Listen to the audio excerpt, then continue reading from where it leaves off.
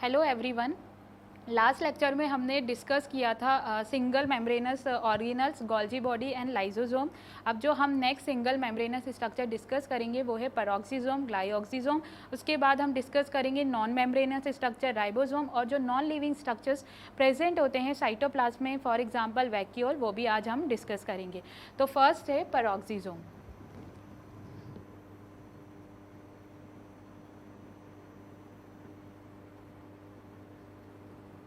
अब जो ये पेरोक्सिसोम्स हैं, ये जो फर्स्ट डिस्कवर्ड किया था, डी डुवे ने डिस्कवर्ड किया था।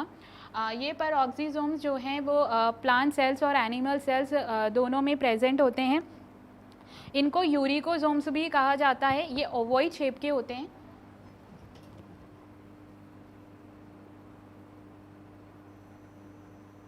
Discovered by de Duve, also known as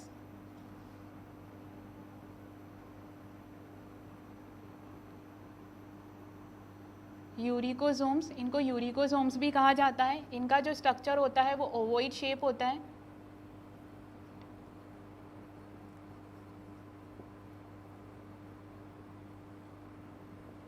ovoid shape का होता है। अगर हम बात करें प्लांट सेल्स की, तो प्लांट सेल्स में ये फोटो रेस्पिरेशन का काम करता है। जो भी C3 प्लांट्स हैं, हमारे आसपास जितने भी प्लांट्स हैं वो C3 प्लांट्स होते हैं। उनमें जो फोटो रेस्पिरेशन होता है वो पेरोक्सिसोम ही करता है।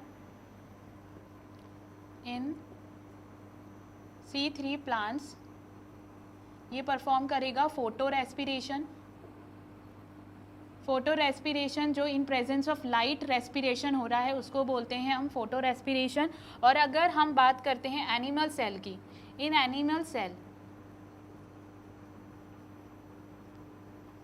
एनिमल सेल तो ये लिपिड मेटाबॉलिज्म का फंक्शन परफॉर्म करता है। लिपिड मेटाबॉलिज्म का जो फंक्शन होगा, या जो ये है प्रोसेस, वो कौन परफॉर्म करता है? पेरोक्सिसोम। अब पेरोक्सिसोम्स में जो है एंजाइम्स होते हैं। For example ऑक्सीडेसिस।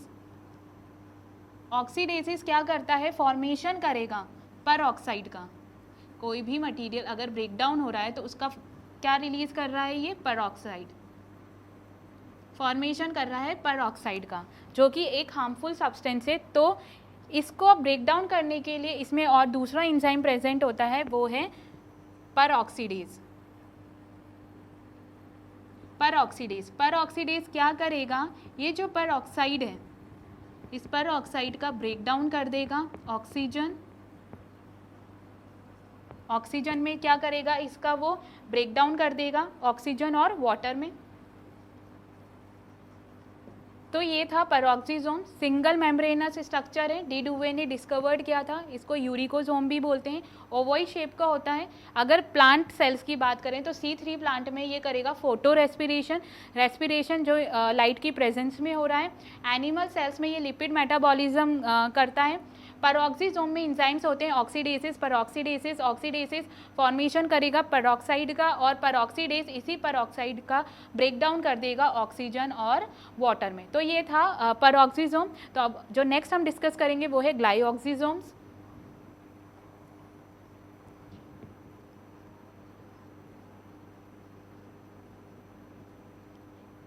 ग्लाइऑक्सिसोम जो है वो बेसिकली सिर्फ प्लांट सेल्स में प्रेजेंट होता है, वो भी जर्मिनेटिंग सीड्स में। Present in plant sales in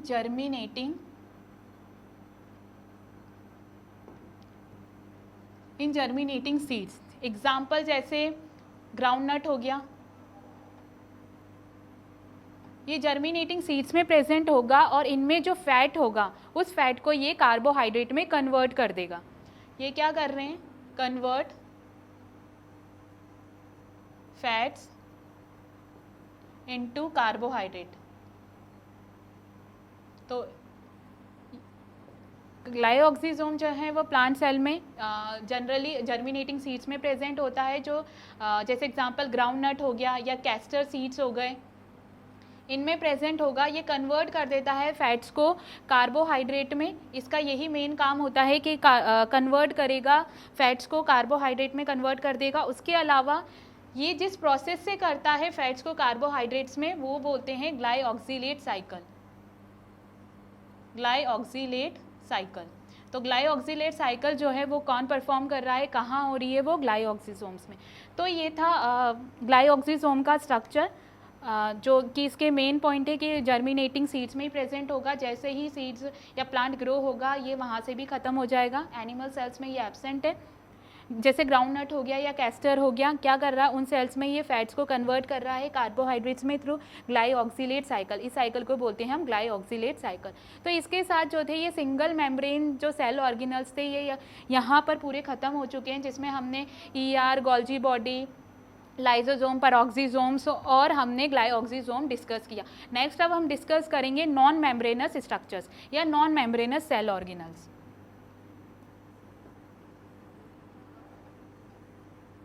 non membranous cell organelles, इसमें जो है वो है राइबोसोम्स।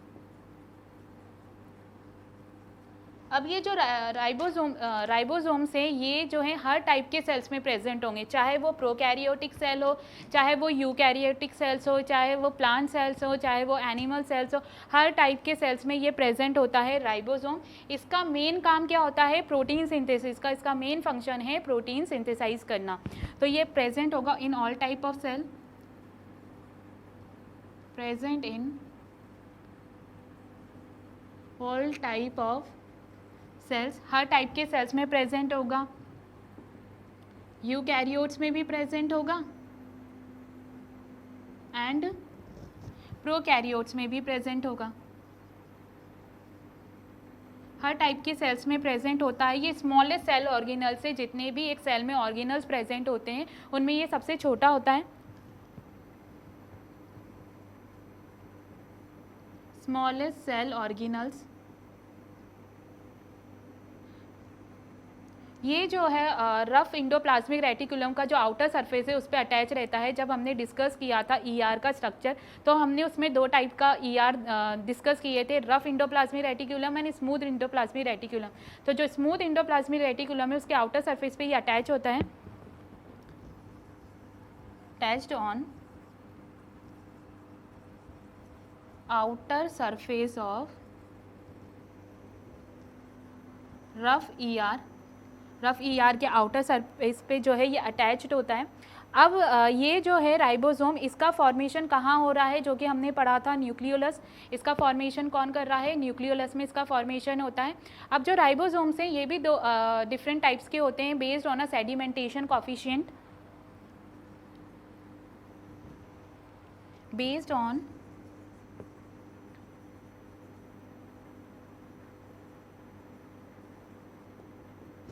Sedimentation coefficient.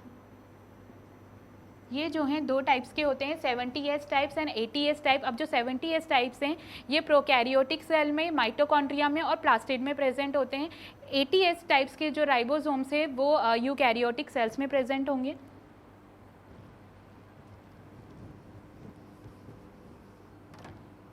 दो टाइप के होते हैं ये, 70S राइबोसोम और सेकंड होता है 80S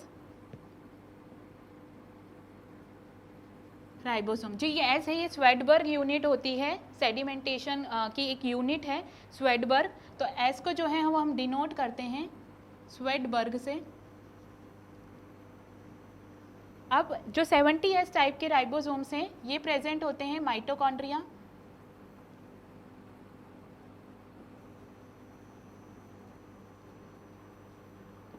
प्लास्टिड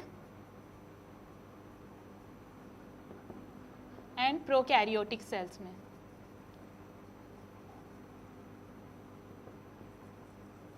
और जो 80S टाइप के राइबोसोम है वो प्रेजेंट होते हैं यूकैरियोटिक सेल में। अब ये जो डिफरेंट टाइप्स के जो राइबोसोम हैं इनकी अलग अलग सब यूनिट्स होती हैं। 70S जो राइबोसोम है ये 2 सब यूनिट से मिलके बना होता है, 50S जो कि लार्जर यूनिट होती है प्लस 30S जो कि स्मॉलर यूनिट होती है। तो 2 यूनिट से मिलके बना होगा। 50S जो है वो लार्जर है, लार्जर यूनिट, और जो 30S है वो स्मॉलर यूनिट है। ऐसे इसी तरह से जो 80S राइबोसोम होते हैं ये भी 2 सब यूनिट से मिलके बने हैं। अब जो 80S है वो बने हैं 60S प्लस 40S सब यूनिट से। सेम वे 60S क्या है, लार्जर यूनिट है, लार्ज यूनिट है, और जो 40S है वो स्मॉल यूनिट है। तो इन 2 यूनिट से मिलके बनते हैं 80S और 70S। इनकी 2 सब यूनिट होती है। जब इनका प्रोटीन सिंथेसिस का फंक्शन ये परफॉर्म नहीं करते तो ये दोनों सब यूनिट अलग अलग होती हैं, और जब प्रोटीन सिंथेसिस का ये काम करेंगे तो ये दोनों यूनिट आपस में ज्वाइन हो जाती हैं। और इनका अगर हम फंक्शन डिस्कस करें तो इनका मेन एक ही फंक्शन होता है प्रोटीन सिंथेसिस का, प्रोटीन सिंथेसिस, और इसीलिए हम इनको क्या बोलते हैं, प्रोटीन फैक्ट्रीज, प्रोटीन फैक्ट्रीज। ये प्रोटीन फैक्ट्रीज होती हैं जो सेल में प्रोटीन सिंथेसाइज का काम हो रहा है वो राइबोसोम्स करते हैं। तो ये राइबोसोम था, नॉन मेम्ब्रेनस स्ट्रक्चर, इसके बाहर कोई मेम्ब्रेन प्रेजेंट नहीं होता। ये हर टाइप के सेल्स में मिलेगा, चाहे वो प्रोकैरियोटिक हो या चाहे वो यूकैरियोटिक हो।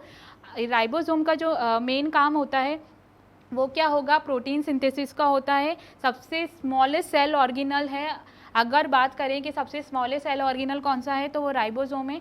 ER जो रफ इंडोप्लाज्मिक रेटिक्यूलम है उसके आउटर सरफेस पे ये अटैच रहता है। अब सेडिमेंटेशन कॉफिशिएंट के बेसिस पर ये 2 टाइप के होते हैं, 70S टाइप एंड 80S। इसमें जो S है वो स्वेडबर्ग यूनिट होती है। अब जो 70S राइबोसोम है ये माइटोकॉन्ड्रिया में प्रेजेंट होंगे, प्लास्टिड में प्रेजेंट होंगे एंड प्रोकैरियोटिक सेल में प्रेजेंट होते हैं। जहाँ तक कि जो 70S राइबोसोम है वो सिर्फ यूकैरियोटिक सेल्स में प्रेजेंट होंगे। 70S कोई भी राइबोसोम हुआ 2 सब यूनिट से मिलके बना होता है, लार्ज सब यूनिट और स्मॉल सब यूनिट। तो लार्ज जो सब यूनिट है, जब 70S है ये 2 सब यूनिट है, 50 और 30। जो 50 है वो लार्ज यूनिट है, 30S जो है वो स्मॉलर यूनिट है। सेम वे जो 80S राइबोसोम से वो 2 सब यूनिट से मिलके बना है, लार्ज एंड स्मॉल। लार्ज जो है वो 60S है और स्मॉल जो है वो 40S है। इसके बाद इसका मेन फंक्शन होता है प्रोटीन सिंथेसिस। इनको इसीलिए कहा जाता है प्रोटीन फैक्ट्रीज। जो अब हम नेक्स्ट डिस्कस करेंगे वो है non living structures, vacuole.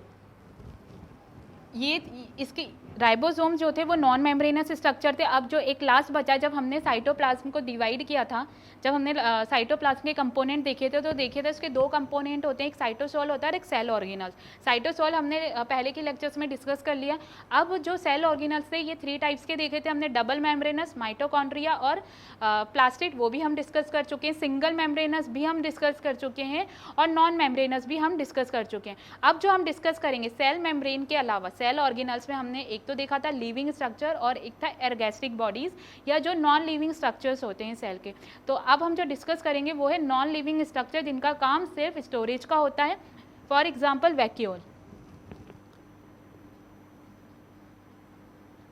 Vacuole जो है ये वैक्यूल जो है वो प्रेजेंट होता है दोनों सेल्स में, प्लांट्स में भी और एनिमल्स में। लेकिन डिफरेंस इतना है कि प्लांट सेल में या एक होगा, एक या 2 होंगे और बहुत छोटी साइज में होंगे, whereas in plant cells में ये जो होते हैं वो बहुत बड़े होते हैं। एक ही प्रेजेंट होगा लेकिन वो बहुत, उसका जो साइज होगा वो बड़ा होगा।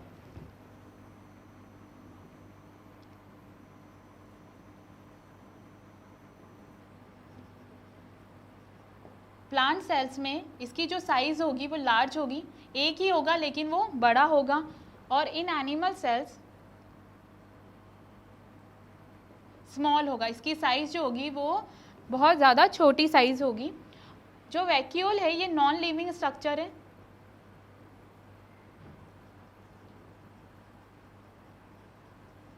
नॉन लिविंग स्ट्रक्चर है, इनको एर्गैस्ट्रिक बॉडीज भी कहा जाता है। एर्गैस्ट्रिक बॉडीज है, इनका जो मेन काम होता है वो होता है स्टोरेज का। ये क्या करते हैं, स्टोर करके रखते हैं फूड को या फिर जो भी वेस्ट मटेरियल है उनको स्टोर करके रखेंगे।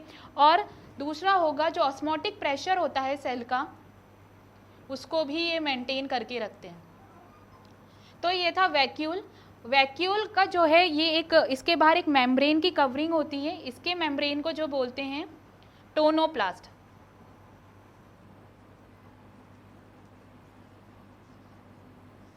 जो वैक्यूल है, हालांकि ये नॉन लिविंग स्ट्रक्चर है, इसके बाहर एक मेम्ब्रेन होता है, एक मेम्ब्रेन की कवरिंग होती है और उस मेम्ब्रेन का नाम है टोनोप्लास्ट। तो जो वैक्यूल है वो नॉन लिविंग स्ट्रक्चर है, एर्गेस्टिक बॉडीज़ भी बोलते हैं। प्लांट सेल्स में प्रेजेंट होगा, इसकी साइज़ जो होती है वो बहुत ज़्यादा लार्ज होती है। प्लांट सेल में, एनिमल सेल्स में ये 1 या 2 होंगे, लेकिन बहुत ज़्यादा स्मॉल होंगे साइज़ में। नॉन लिविंग स्ट्रक्चर है, गैस्ट्रिक बॉडीज़ बोलते हैं। इनका जो मेन फंक्शन है वो है स्टोरेज का। ये स्टोर करते हैं, वेदर वो होंगे वेस्ट मटेरियल हो गए या कुछ भी वाटर हो गया, स्टार्च हो गया, उनको क्या करेंगे, स्टोर करके रखेंगे। दूसरा, ऑस्मोटिक प्रेशर को मेंटेन करते हैं। इनके बाहर जो एक मेम्ब्रेन की कवरिंग होती है उसको बोलते हैं टोनोप्लास्ट। तो आज के लेक्चर में इतना ही था कि हमने देखा सिंगल मेम्ब्रेनस स्ट्रक्चर, हमने डिस्कस किए पेरोक्सिसोम, ग्लाइकोसिसोम। उसके बाद हमने नॉन मेम्ब्रेनस स्ट्रक्चर डिस्कवर किया, राइबोसोम, जिसको प्रोटीन फैक्ट्रीज कहा जाता है। उसके बाद हमने नॉन लिविंग स्ट्रक्चर देखा, जो भी एक पार्ट है साइटोप्लाज्म का जो स्टोरेज का काम कर रहा है, जिसको एर्गेस्टिक बॉडीज़ बोलते हैं। अब जो हम नेक्स्ट लेक्चर में डिस्कस करेंगे वो है difference between animal cell and plant cells. Thank you.